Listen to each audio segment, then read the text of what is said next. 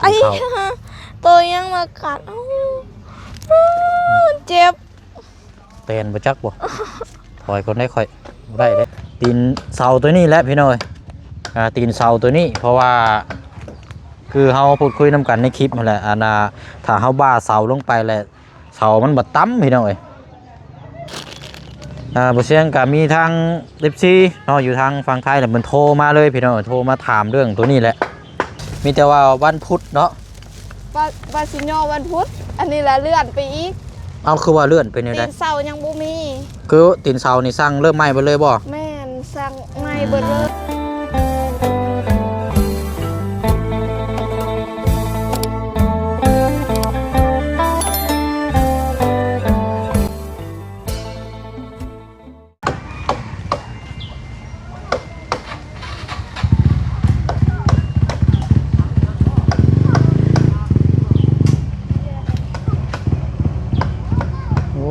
เนาะบากเสาแล้วได้นี่เนาะโอ้ไวๆพี่น้องเนาะถือว่าจวดจ้าดเฮาเข้ามาเมื่อเช้านี่ก็ยังวัดแล้วก็ดังเบิ่งว่าสิเอาจังใดกันอยู่เนาะพี่น้องเนาะสรุปแล้วก็ประมาณเกือบ10 โมงนี่แหละพี่น้องเนาะ10 โมง11 โมงเนาะสรุปทั้งเรื่องเสาว่าสิเอาจังใดต่อเนาะก็คือเรื่องตีนเสาตัวนี้แหละพี่น้อยตีนเสาตัวนี้เพราะว่าคือเฮาพูดคุยนำกันในคลิปนั่นแหละถ้าเฮาบ้าเสาลงไปแหละเสามันบัดต่ำพี่น้อยเสามันบัดต่ำก็เลยจะบ่ได้บ้าเนาะเดี๋ยวถามเบิ่งก่อนเพราะว่าบ่เสียงก็มีทาง14เนาะอยู่ทางฝั่งไทยแหละมันโทรมาเลยพี่น้อยโทรมาถามเรื่องตัวนี้แหละเพราะว่าเรื่องงบแล้วก็เรื่องเกี่ยวกับเฮ็ดบ้านเฮือนซานเนาะกันสิว่าก็เพราะว่าถ้ามันต่ำหลายมันก็บ่งามนะพี่น้องถ้าเฮาเฮ็ดเฮือนให้มันเป็น2ชั้นแล้วก็เฮ็ดให้มันเป็น2ชั้นแบบงามๆด้วยซะเนาะพี่น้องเนาะเพื่ออนาคตทางน้องๆเพิ่นสิได้กั้นห้องอยู่ข้างล่างก็นอนก็อยู่ได้นะพี่น้องเนาะแล้วก็ทางประดุง FC เฮาก็คอมเมนต์มาก็หลายมื้อเช้านี้ให้เปลี่ยนตัวนี้แหละเนาะ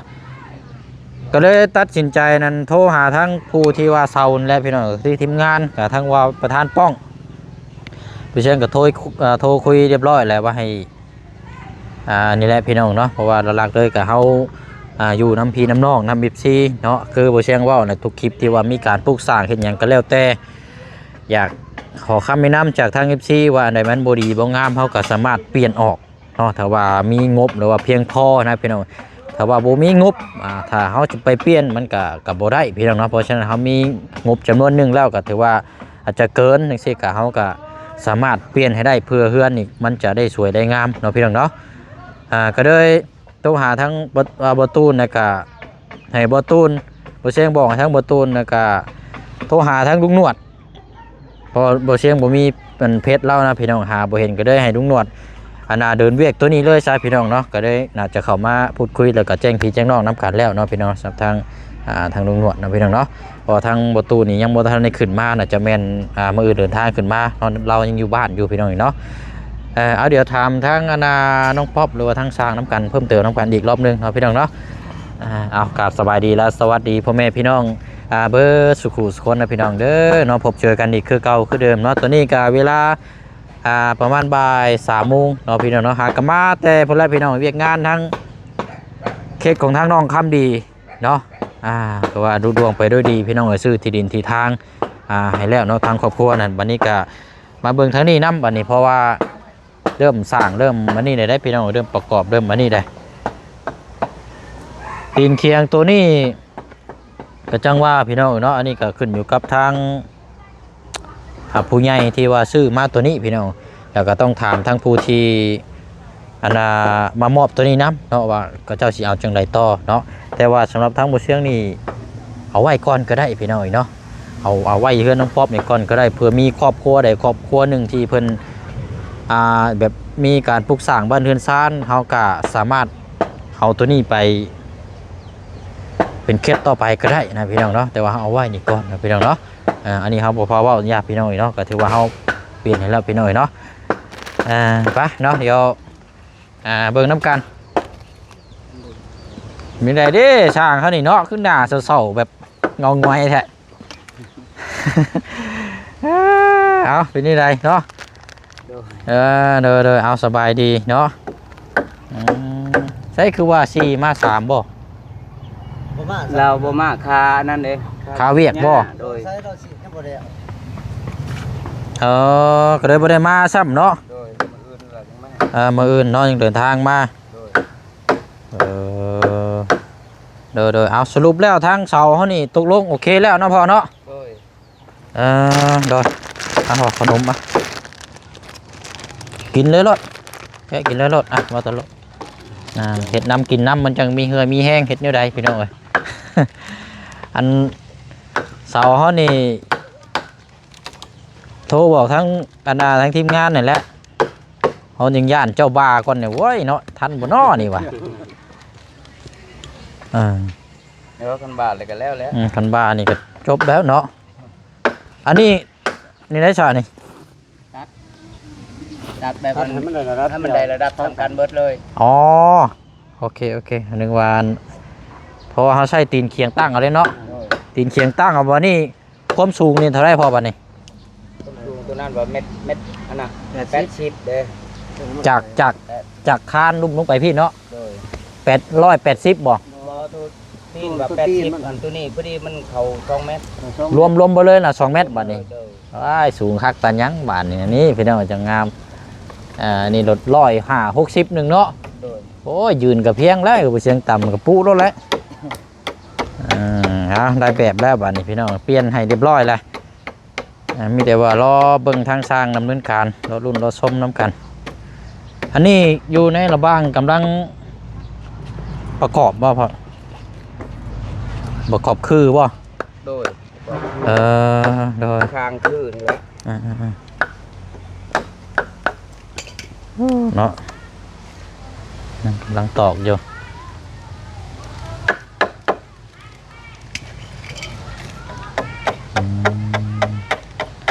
ก็ถือว่าไวเนาะแป๊บเดียวปาดเจาะ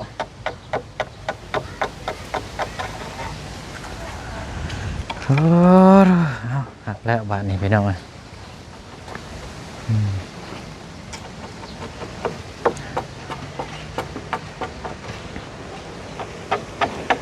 เสานี่ก็พูดคุยกันเรื่องภาวะทั้งเสาตีนเคียงนี่แหละพี่น้อยเนาะอะไรที่มันบ่ดีบ่งามเขาก็สามารถติชมได้พี่น้องครับก็สิได้รัดแปลงให้แก้ไขให้เนาะแต่ว่าคือก่อนหน้านี่เฮาตอนที่แรกว่าสิบ่เปลี่ยนแล้วพี่น้องแต่ว่าบัดพอมาวัดเบิ่งมื้อเช้านี่บัดเฮาพาเด้มันบ่ต่ำแฮงเนาะพาแล้วบัดยับลงไปนะมันดดโอ้บ่ได้แล้ว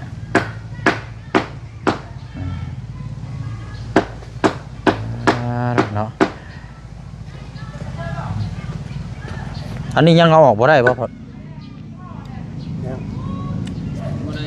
เดือนหน่อยมากบาทมันเลย อ๋อ ก็สิฮักออกยานมันบ่งา มันสีๆเด้เนาะเอาเลยน้อยมาเจาะใช่แล้วคอยปาดเกียร์นอกเนาะอันนี้มีแต่รอประกอบใช่ครับวันพุธพี่น้อยเนาะวันพุธย่อเฮือนน้องป๊อปเนาะเอาแบบอันนี้เลยโอ้อยู่นี่บ่สานี่โอ้ปากบ่เว้าดีเนาะดีกวดอยู่นี่อันนี้ป้าเสาสองอันนี้งามแท้นี่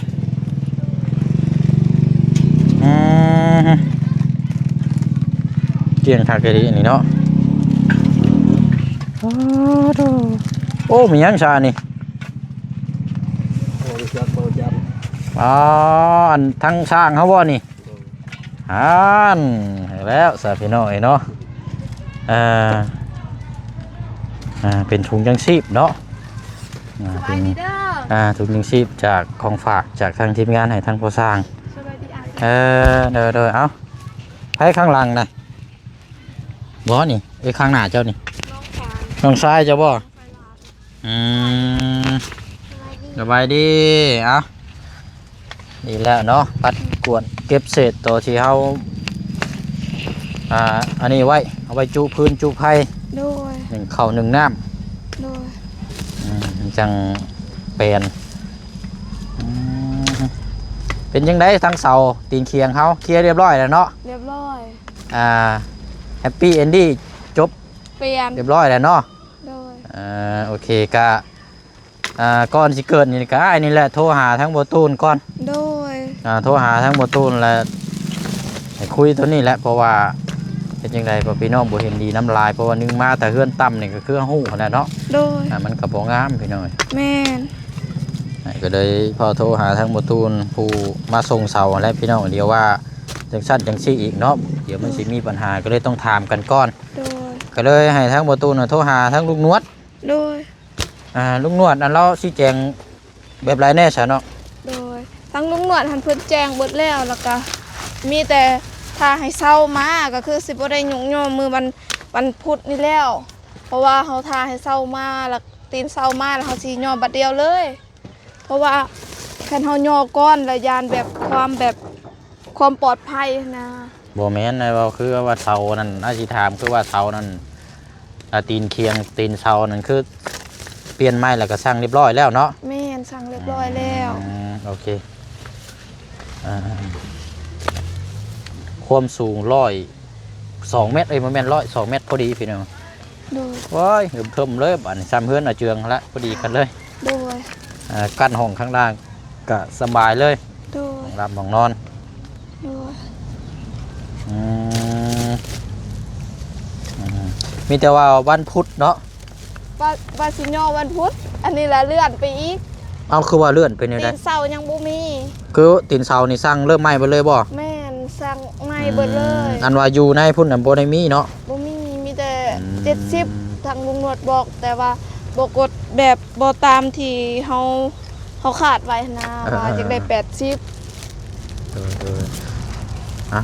ดีแล้วฉันเนาะวันศุกร์เพื่อเสาร์ตีนเคียงมันแข็งโตแน่เนาะ โดย พอดีแล้วสร้างเพิ่นกับประกอบแล้วก็มีแต่กบไม้กบตอกหยังไว้รอไว้เนาะครึ่งแบบครึ่งหยัง โดย หม่องปลูกเฮือนปลูกซ่านและพี่น้องเอ้ยเนาะจุไผ่นี่ลูกขนาดได้นี่เศษ แม่ นี่ น นี่ เห็นเฮามีเตาเห็นกระเต็กเนาะคนดังไฟอยู่เตานี่ก็ม่วนได้ แม่น าว มันเป็นเศษนะครับ เอาบ่ให้อ้าย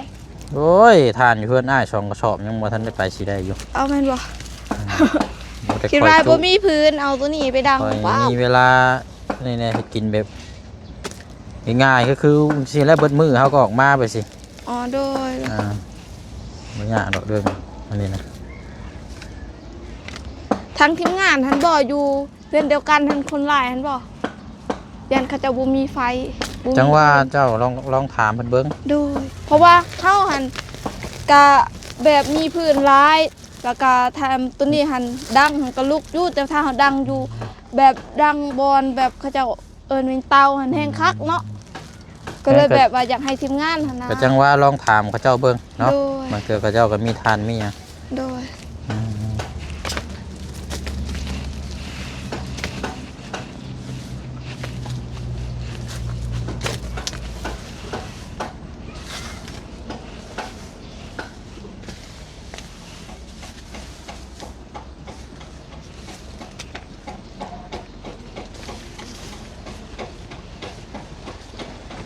อืมเนาะเอาทั้งสร้างเพิ่นกินข้าวแล้วบ่เนาะ กินแล้ว ได้ยังกินนั่น ก็โอ้โหคือการบ่ได้ไปเบิ่งแล้วทางสร้างเพิ่นบอกว่าอยากกินตํแล้วเขาก็ตำมักตองให้สร้างเพิ่นกิน กินต โดย ำมักต้อง โดย เจ้าก็เลยตำให้บ่ โดย โอ้ตำแซ่บอยู่บ่เนาะ แต่ค่อยหัน พอดีหมู่มาลินน้ำก็เลยหมู่หันเป็นคนต อืม ำกับน้องไซน้ำมานี่ตำให้จุที่เมื่อนกินเวลา กินชมได้ก็ดีคือกันได้พี่น้องเนาะ เพราะว่าทางอายเพิ่นบอกว่าอย่ากินส้มเด้เพราะว่าของกินหันทางอายเพิ่นบอกว่าได้แล้วว่าเฮาว่าสิอิหยังก็เฮาสิต้มไข่ให้จุอายเพิ่นกินแล้วก็มีแล้วหน่อไม้มีอยู่เฮือนก็เลย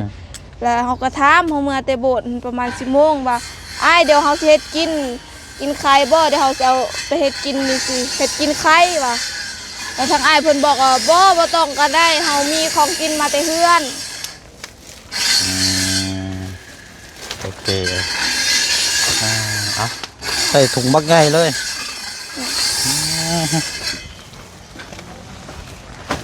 ตั้งไว้นี่ก็ได้นี่ โดย บัดไปแล้วก็ตั้งเพื่ออันนี้ โดย โดยส่วนหลายเขาเจ้าเฮ็ดในอยู่ในกินก็จังถามเบิ่งทีมงาน โดย แต่ได้สำหรับทางอ้ายนี่บ่ปานใดหรอกเพราะว่าบ่ค่อยมีเวลา โดย ส่วนหลายจะวิ่งแต่นำงานหลายกว่า โดย เรื่องกินนี่บ่ค่อยปานใดหรอกเรื่องเฮ็ดในอยู่ในกินนี่บ่ค่อยมีเวลา โดย เนาะฮ้อน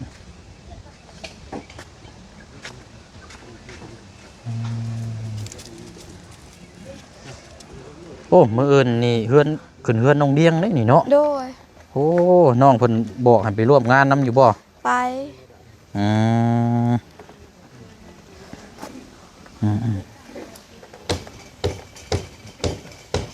จังว่าเบิ่งอีกจักโมงแล้วเสร็จนี่พี่น้องสิได้ไป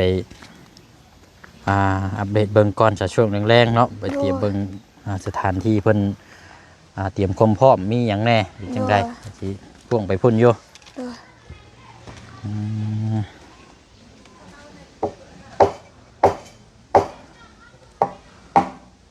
ทางทีมงานเฮามีไปไหนจะเข้ามามีแต่ หลายคนอยู่ ลายอยู่บ่ โดย คือว่าเข้ามาเบิดแล้วซั่นสิว่ากันเนาะ ก็ยังอยู่ยังแต่บ่ไล่บ่แล้วก็ผู้ใดแน่อยู่นะผู้ใดแน่ยังบ่เมือ ทางว่าบุญบ้านป้ามาแล้วบ่ ยังบ่ไล่ก็บ่วุ่นวันป่า นั่นเขาเจ้าคาเบียกทางเฮือนน้องเดียงพุ่นซั่น โดย คือเห็นแกเครื่องของเต็มรถอยู่ โดย ยันไปพุ่นละพี่น้อง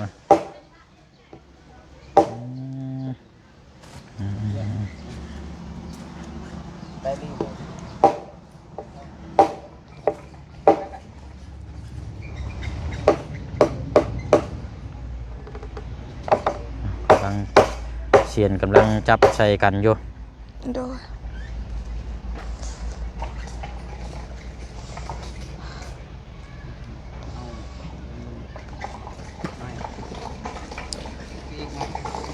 ช่วงแรงๆกันนะจะประกอบได้หลายระดับหนึ่งแล้วนี่เนาะ โดย จังว่ากันพี่น้องครับเบิ่งช่วงแรงกันว่านั่นมาทันจังสิเข้ามาอีกรอบหนึง โดย โอ้ตายสิล่มเลย ยังบ่ทันได้กินข้าวอยู่ เอายังบ่ได้กินข้าวอ่ะ ยังอยู่พี่น้องเข้ามาพี่ก่อนแล้วก็จังสิออกไปพุ่น โดย เอาไปหากิ ไอ้ นข้าว ตัวยังมากัดเจ็บ เต้นบ่จักบ่ถอยคนได้ค่อยบ่ได้อายแบบทางต่อบ่ โอ้โห ตายมานี่ถอยก่อนได้มาพี่ก่อนมาพี่ก่อน เจ็บแหละ เรียบร้อย เดี๋ยวไปหาหญ้าเอาก่อน ฮะไปใช้น่ะ มันเจ็บ ใช้หญ้าเจ้า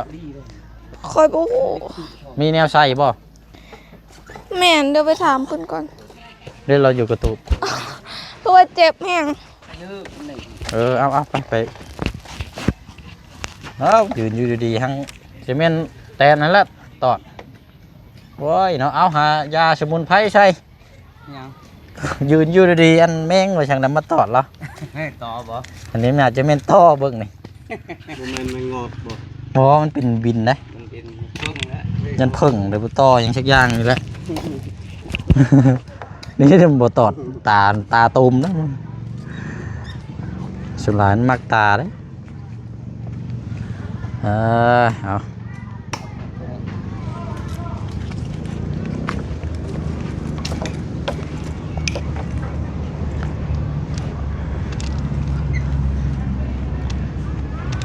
ประกอบใส่แล้วเบิ่งน้ำกันเรียนลายบ่โตมา16โตแล้วที่มันพอบ่แล้วมันทองเลยมันทอง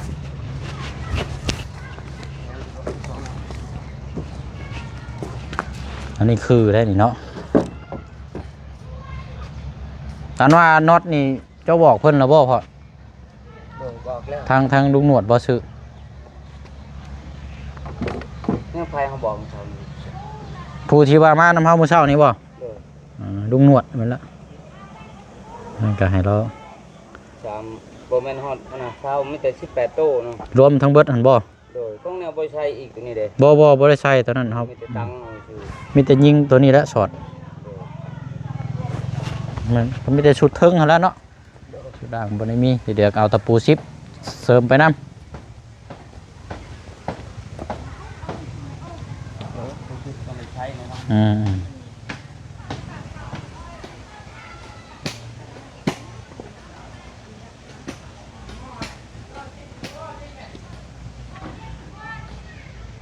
น่ะรุ่นชมเบิ่งน้ำกัน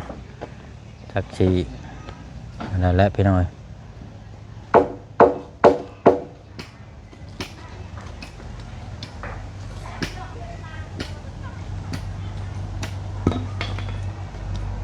คือเศร้าแท้บ่ตะโลเป็นจังไดเมื่อยบ่คือเศร้าคือนั่นแท้ โอ้ยเนาะ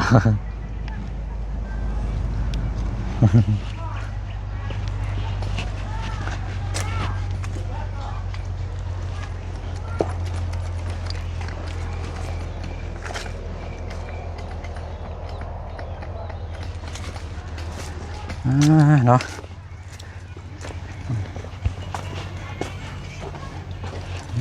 จุกช่วย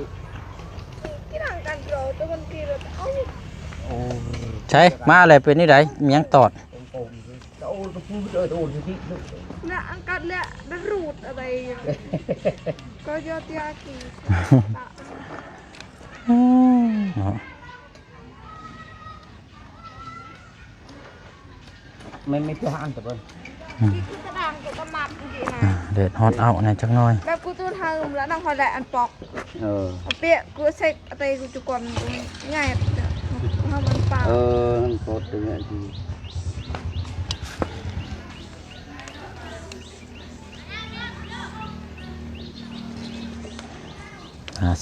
14เนาะบ่ฮอดหน้า15ซับอันนี้ก็ได้ หน้าชิดชาม เนาะคือว่าสั่งหน้า15มาหน้า14ไม่ก็ได้ มันเหี่ยวมันหดบ่เนาะ งด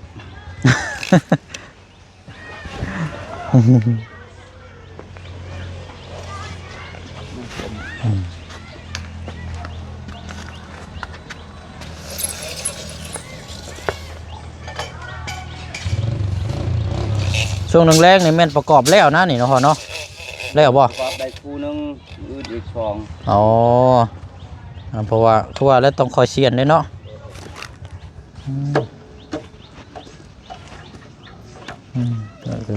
ตะปูน้อยมาจิ้มใช่ไหมจิ๊บเข้าไปนี่ไปสาระพี่น้อยหากินข้าวกินน้ำก้อนบัดนี้พุ่นละเดี๋ยวจังว่ากันแล้วก็จังสิไปเยี่ยมยามทั้งนกเลี้ยงเนาะมื้ออื่นเตรียมขึ้นเพื่อนชาญและทางน้องเพิ่นกับพี่น้องเนาะถือว่าน่าจะเตรียมเครื่องของอย่างต่างๆเนาะต้อนรับทางพี่น้องที่มาแสดงความยินดีนํเดี๋ยวสิพุ่นละพี่น้องไปกินข้าวแล้วก็จังสิไปเบิ่งน้ำกันเนาะพี่น้องเนาะเบิ่งเดี๋ยวสถานที่น้ำกันว่าสิเข้าไปบ้านเคียงดวงนายยันบ่ทันพี่น้องมื้อนี้ยันอาจจะมื้ออื่นพุ่นละพี่น้องเนาะมื้อนี้เฮาติดค่าเวียกทางบ้านน้องคำดีเนาะพี่น้องเบิ่งน้ำกัน3เกือบ4ชั่วโมงเพิ่นสิเว้ากันเนาะไปสิแล้วป้าโอเคเด้อป๊อบเด้อทางเบิ่งช่วงแรงๆพุ่นละตั้งแต่อันวันนั้นสิมีเวลากันสิเข้ามาทางว่าตะโลเนาะเป็นจังได๋ เอาไปเด้อพ่อเด้อเอาป้าพี่น้องเนาะลาพี่ลาน้องไปก่อนจังว่าจังคุยน้ำกันเนาะยังมาเยี่ยมยามทางข่าวใหม่